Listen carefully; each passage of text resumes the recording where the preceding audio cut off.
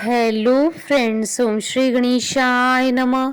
आप सभी का स्वागत है आपके अपने यूट्यूब चैनल पर।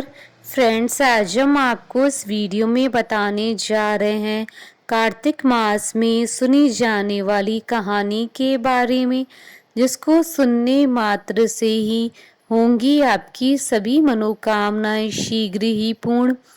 फ्रेंड्स, वीडियो शुरू करने से पहले आपसे रिक्वेस्ट है, अगर आप हमारे चैनल पर नए हैं और आपने अभी तक चैनल को सब्सक्राइब नहीं किया है तो प्लीज़ सब्सक्राइब कीजिएगा चैनल को, साथ ही प्रेस कीजिएगा बेल आइकन को, जिससे नए वीडियो से रिलेटेड नोटिफिकेशन आपको तुरंत प्राप्त हो सके। और वीडियो पसंद आने पर वीडियो को लाइक और शेयर जरूर कीजिएगा, ताकि सभी भक्तों को इस वीडियो का लाभ प्राप्त हो सके। और कमेंट बॉक्स में जय श्री कृष्णा जरूर लिखिएगा।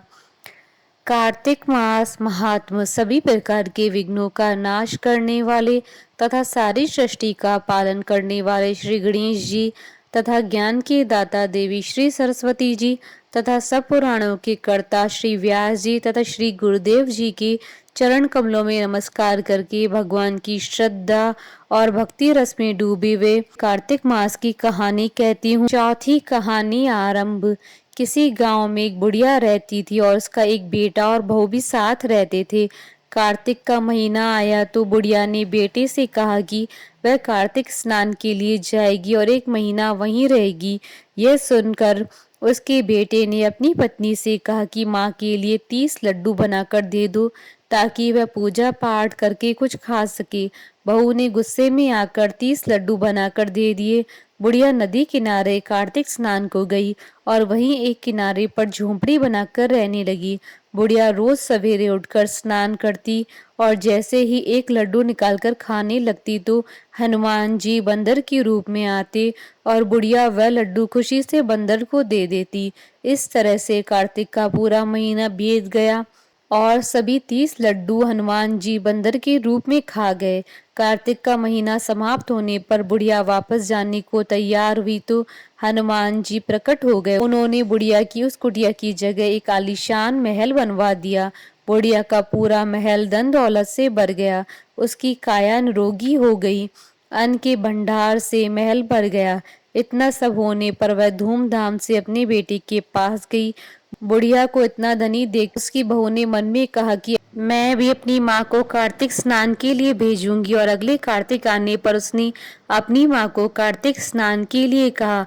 पूरे 30 लड्डू घी व बहुत सा मेवा डालकर अपनी माँ के लिए मना कर दिए। माँ कार्तिक स्नान के लिए गई और जैसे ही सुबह सवेरे नहाकर लड्डू खाने लगती तो हनुमान जी बंदर का रूप धरकर उसके सामने बैठ जाते तो वह पत्थर मारकर उन्हें भगा देती और कहती कि इससे मेरा पेट ही नहीं भरा तो तुम्हें कैसे दूं। उसका रोज का यही क्रम 30 दिन तक चलता रहा।